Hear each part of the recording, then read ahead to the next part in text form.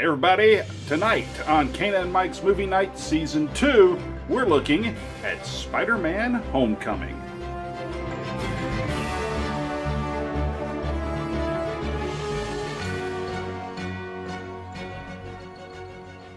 Hey everybody, and welcome to Kana and Mike's Movie Night Season 2. I'm Mike. I'm Kana. So today, we have decided that we're going to start recording. This might not be the first episode you actually see in Season 2 of Kana and Mike's Movie Night. Guys, you're going to hear me yell, Duncan, stop chewing on the Christmas presents! And we're not airing this during Christmas. But it is Christmas 2017 as we are recording this. We're being advanced. I mean, Yes. preparation is like 90% of this. Yep, more or less. Today, we are having our lazy movie day, basically. We have decided that we're just going to put a pallet in the floor, sleep in, and just watch a bunch of movies, and then we're going to talk about them. So today we are checking out Spider-Man Homecoming, the first Spider-Man movie that's part of the Marvel Cinematic Universe. It is a little odd to see the Marvel Studios logo above Spider-Man. It was even more odd to see the Sony Columbia Pictures logo pop up on a Marvel Studios film. Cat, stop that. Anyway. Well, there goes my presents. Good grief. You'll Anyway. have to rewrap. So if you hear some crackling in the background, ignore it. It's not a fire, I promise. It's not a fire. It's something that's soon to be Chinese food. I'm kidding. We don't have a Chinese restaurant anymore. No, we don't. They closed it down. It's sad, but they were trying to kill people, obviously. So anyway, Spider-Man Homecoming.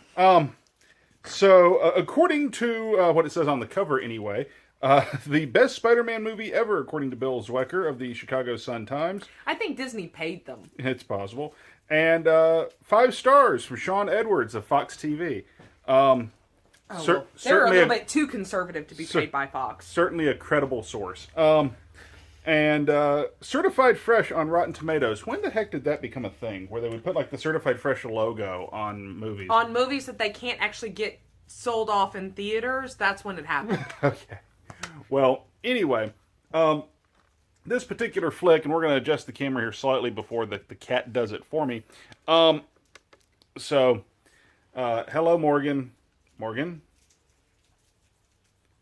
You know, I think she stopped falling for that. So, anywho's, Spider-Man This is real Homecoming. life. It is. Spider-Man Homecoming is, damn it, cat. Just keep going. Anyway, Spider-Man Homecoming is not a retelling of any kind of Spider-Man origin or anything like that, because we've seen it. Origin. Yeah, the closest thing you get to an origin in Spider-Man Homecoming is he says, "Well, I got my powers when I was bit by a spider," and that was about it. Well, he didn't even say it. His friend goes, "So you got bit by a spider?" Yeah. I should get bit by the spider. Can I get bit by the spider? And finally he goes, "The spider's dead." Well, that's anticlimactic right there.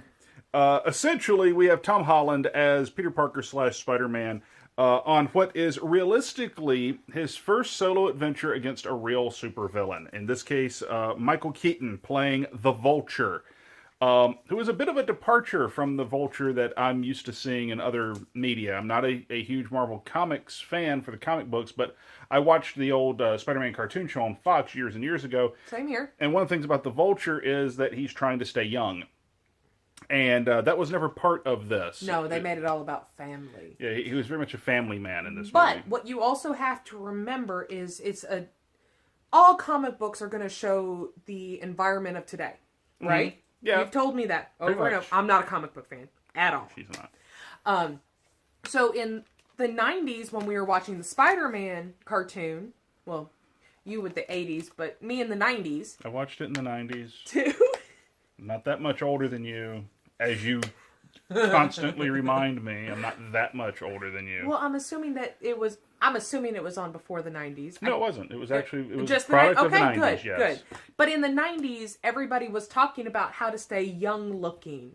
Remember all the infomercials? They were all about young, be young, stay young, do this to look younger. And still we get that in our society. But right now, especially with a lot of the cultural, ethnic, and who our president is currently right now, the message of family is very important because you don't know when something's going to backfire on you and you have nothing left. Yeah, so So it's appropriate for their culture right now. Yeah. So we're going to assume that you can go find the synopsis of this movie. That's something we're going to change a little bit in season 2. We're not giving you the synopses anymore. Go look it up. Go check it up. But you're on the internet. Wikipedia There's can do Wikipedia. Don't worry. We'll wait. We'll be here.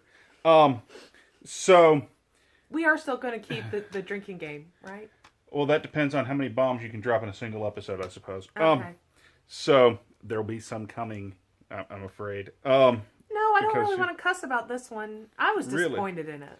Really? Okay, well, let's start with that. Why were you disappointed in this rather excellent Spider-Man movie? Because Spider-Man wasn't a smartass. He wasn't a smartass in the first 3 either. I didn't really like the first 3. So, this is the... Baby, I fell asleep during Spider-Man 3 because I just couldn't... You and the rest of the world. Exactly. So, and Spider-Man 2 kind of sucked. Spider-Man 1 was okay. Spider-Man 2 was the best one of the trilogy. Uh, So, this is the 6th Spider-Man motion picture. I like The Amazing Spider-Man. The Amazing Spider-Man wasn't bad. I like that he was a smartass. So, one of my gripes in comic book movies, because since this is her big gripe, and I'm going to make my thought process clear on this, when you deal with superheroes, most superheroes have a dual personality. It's almost like you're playing 2 characters. And that's a fair statement. That's fair. They have to have their secret identity. Right. You Now- don't want them to think, oh, it's you. Yeah. Except for the villain figured that out in the movie. But not... Your voice. Well, but it wasn't a bad... It showed the villain was smart. You don't want smart villains. Yes, you do. So the Marvel Universe does not do this overly much. I mean, everyone knows that Tony Stark is Iron Man. Thor is Thor. There is no secret identity. Captain America is Steve Rogers. Captain Everybody America is knows Steve that. Rogers, which pretty much everybody knows. But that's because the files were probably released after the requirement time frame. But you don't see a lot of secret identity stuff too much in the Marvel Cinematic Universe. Spider-Man's all about that, though. And so with that, you have to accommodate the 2 different personalities. Much like over the many years, many interpretations of Batman, where some people are really good Bruce Wayne and other people are really good Batman, but almost nobody is really good at both, except maybe Ben Affleck. Yeah, he's totally a believable Batman for me. And Bruce Wayne. Exactly. But I think that's because he can't actually act. So basically, it's like Robert Downey Jr. They just hired him to play Ben Affleck, and in your head, that's what Batman would act like? Yes. Okay, well. It makes sense. If it makes sense, please leave a comment below, because, let's be honest, we don't necessarily agree on everything. No, we don't. That's what makes this show interesting. Tobey Maguire, who originated the role of Spider-Man on the big screen. Who looked too old to be a high schooler. He did, but... You know, at least they said he was like a senior or something. They're telling us that that Tom Holland here is a sophomore. But he's a little bit more believable as a high schooler. And he's younger, I think, than Tobey Maguire was when Tobey got Tobey cast. Maguire was in his 30s. Yeah. Tom Holland, when he got cast, had to have been under Well, he was 21, I think, when this movie was he's shot. 21 right now. He's 21 now. So he would have been about 20 when the movie came, while the movie was being shot. Yeah, so... And when he actually showed up in the Avengers... Civil War, Captain America. Yeah, Captain America Civil War with Tony Stark, he probably would have been close to 18, 19 years old. Right. So he's young enough to pass as a high schooler. Sure. I appreciate that he actually looks like a high schooler. But Tobey Maguire was, in my opinion, very, very believable as nerdy Peter Parker. That he nailed that part. That's because he had played multiple nerdy characters in multiple movies. Sure, but he was not a great Spider-Man, because Spider-Man is a wisecracker, and so you have wisecracking, fun-loving Spider-Man as if the suit is where all the confidence comes from, and then on the other side you have shy, nerdy Peter Parker. In the Amazing Spider-Man movies, Andrew Garfield was a tremendous Spider-Man. Yes, he was the smartass that I was craving for this movie. He was a horrible Peter Parker. Because you could not believe that this was the geek. That never worked for me. Tom Holland actually pulls off both. You can believe that he is geeky Peter Parker. Yes. But you can see the change in personality, and maybe not the smart aleck. That came out. Smart Alec. He was more the smart aleck in Civil War. Yes, and that's what I was expecting more of in this movie. He was a smart aleck in Civil War, so I was like, okay, this looks great. This will be perfect. We got our perfect combination of Peter Parker and Spider-Man, and it's going to be a great movie. I fell asleep through half of it. I thought that Tom Holland did a tremendous job because the story wasn't the story of him becoming a smartass or being any of that.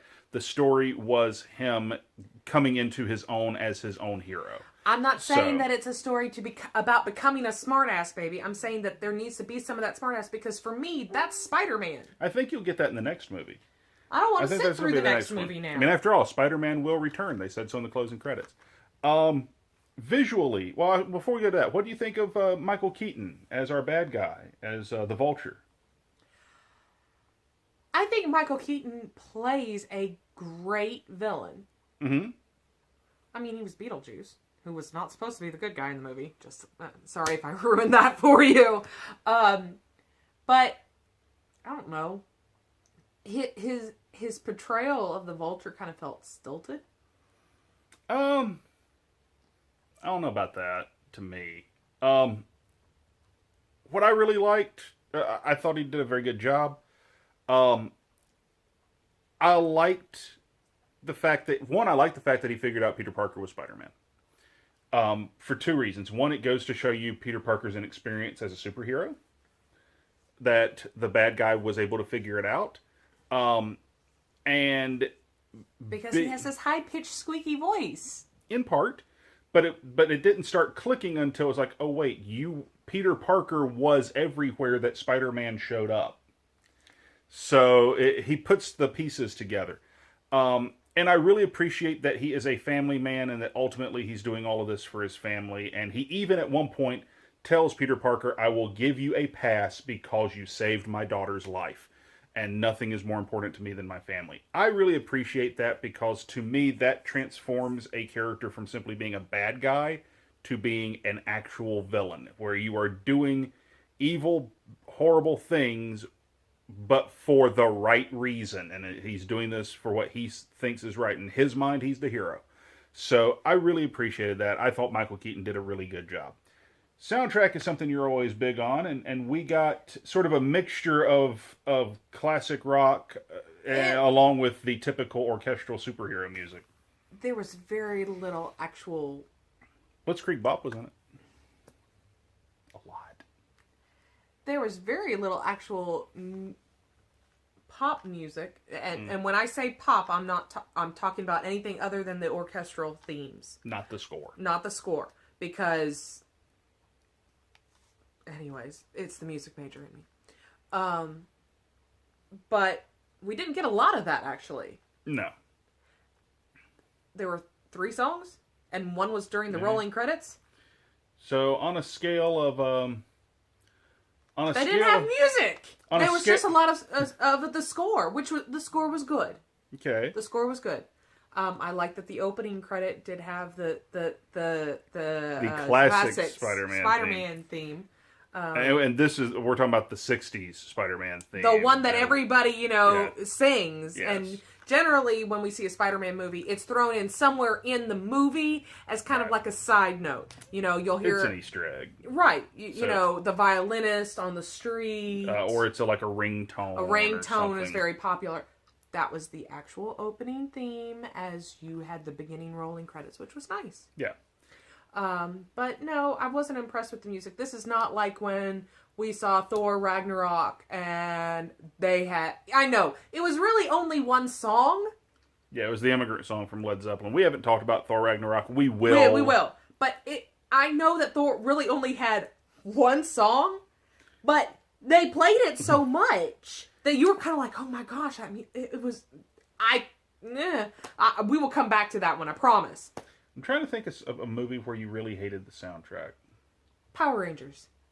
Like the new one? Yes. Okay, so on a scale of Guardians of the Galaxy to Power Rangers... And we're talking about the first one, because I didn't like the second one's music. Yeah. Their pop selection was sucky. I said Guardians of the Galaxy, I didn't say Volume 2. I know, on a scale of Guardians of the Galaxy to Power Rangers, where does this fall? mean, here's the scale. Right. Lower half. Okay. Well, we are below a 5. I liked the score. I liked the selection of pop music that they had in the movie because it was fun music, but it didn't work for me because it clashed a lot. Yeah, so nothing was very. There was no perfect melding. No, I mean in Thor, the score in Thor Ragnarok kind of echoed a lot of the elements of the songs they used. Like you could hear elements or familiarities of, say, Immigrant Song. I'm not a music major; I was a history major. But you can catch elements of Immigrant Song in whatever else. You can catch the theme here and here and here. I have a different definition of the word theme. Don't use the element word. That's science. I was a history major. I don't know. I don't know what to tell you, but I liked that where themes from one song carried over to the other one. Mwah. So, but here they really clashed because the score felt more like Avengers or even the classic Spider-Man movie trilogy, the Tobey Maguire trilogy music, than anything else. Effect-wise, I thought the effects in the movie were quite good. The effects were good. And that's up to Marvel's usual par. Yeah, but we already have high standards. I mean, hell, they already have multiple characters that are primarily CGI from all their other movies. Yeah. So, yes, I expect I have a high standard for their CGI, and they did good. Anything in the movie that stood out to you that you really liked? I liked how the gym teacher was having to show a Captain America educational film, and then once it ended, even though he's a war criminal, I'm pretty sure he's a war criminal now, but come on, we have to do it because the state said so. Yeah. That's what education is all about. Two things I really enjoyed in the movie. I really enjoyed that they put a lot of focus on Peter Parker being a high school student, which is something that the other Spider-Man movies tended to forget. They mentioned he was a student and then immediately forgot about it. Maybe not the Amazing Spider-Man, maybe not the first one of that duology, but realistically. Yeah, but he was also supposed to be like a junior or a senior too. So. And let's be honest, we were juniors and seniors in high school. Our class loads generally were, well, I know mine was a little bit lighter then, and I had a little bit more freedom to come and go. Yeah, I did not. You went to a different high school. Yes, I did. Maybe. The other thing that I really liked was actually the end of the movie. For the entire movie, Spider-Man is almost desperately looking for that next thrill. It's like he's a thrill seeker through the movie because his first real outing as Spider-Man is in Civil War, and he fights Captain America. And steals his shield, as he keeps talking about. Yes. And he keeps chasing that thrill. And in here, I liked the fact that when he's talking about, but the suit's who I am, and Tony Stark says, if you can't do it without the suit, then you don't deserve the suit, which is a wonderful callback to Iron Man 3, where for the most of the movie, Tony Stark doesn't have the Iron Man armor.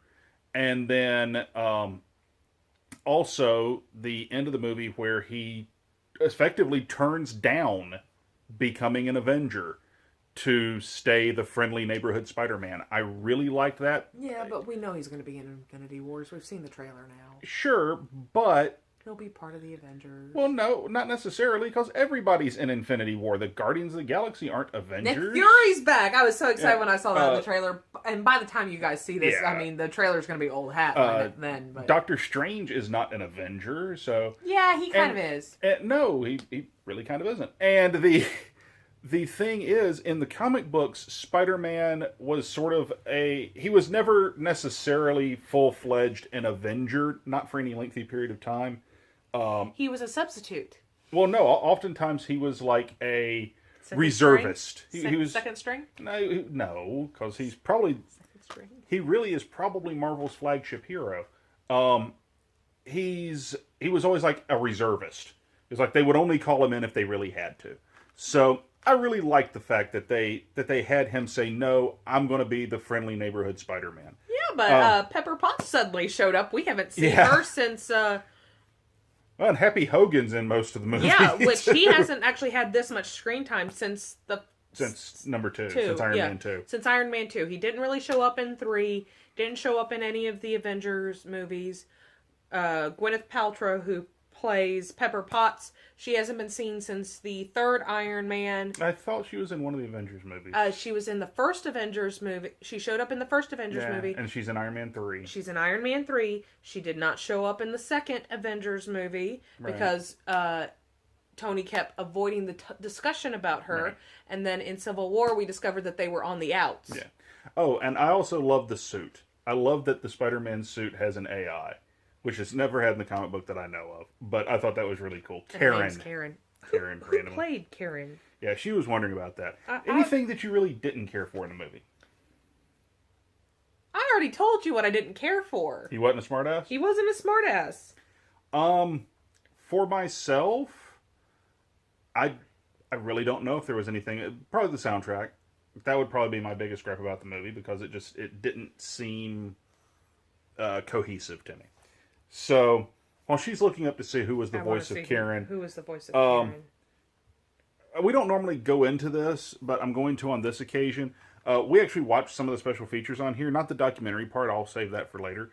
The gag reel was but there were some of the deleted and extended scenes in here where I'm actually very glad they cut them. Which is, you can see why they cut them in a lot of cases. So I'm going to throw that out there too. And a lot of the Captain America PSA videos, which in my head, he's having to do these PSA videos because it's basically him doing community service for what happens in Civil War. That's my headcanon on it. That it was hilarious. So my final thoughts on Captain America, or not Captain America Homecoming, Spider-Man Homecoming.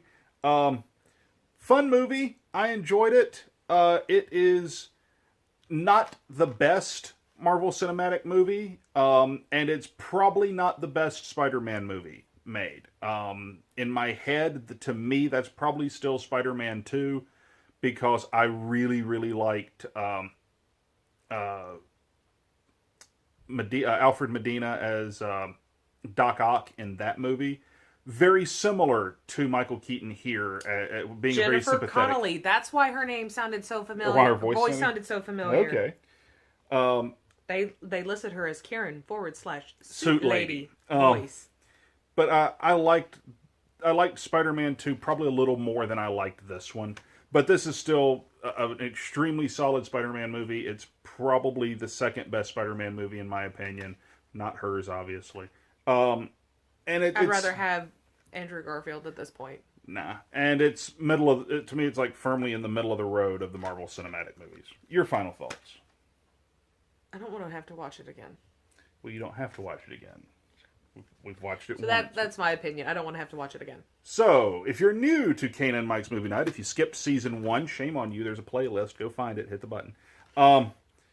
We rate things here by our cell phones. Cell phones up means we were doing something other than watching the movie. We were playing on our phones or something. Or sleeping. Or sleeping, my in her case. In case. this one. Cell phones down means we were actually watching the movie. We were engaged. We really enjoyed it. So, you are... Yeah, she did not like this. Cell phone down. So this gets one cell phone down between the two of us. I really enjoyed it. I would recommend checking it out. If you were able you need to check it out if you're into the Marvel Cinematic Universe, especially to get a little bit of background, because I'm sure a lot of things off of this is going to play into Infinity Wars, which is coming up. I'm actually going to disagree with that. Really? I don't. If your plan to watch this is because I'm scared that I'm going to miss something that's important to the MCU, you're probably not. In my opinion, but we will see when Infinity Wars comes out, and then I can tell you told you so, because I'm pretty sure I'm going to be right on this one. But if you want a really fun Marvel Cinematic movie and you want a really fun Spider-Man movie, then this is one to get. I like the trend of a lot of the Marvel Comics movies now, where they're fun, and the solo movies are fun, and then the intense, tension-filled ones tend to be the team movies now. So that I'm pretty cool with. So folks, that's Spider-Man Homecoming.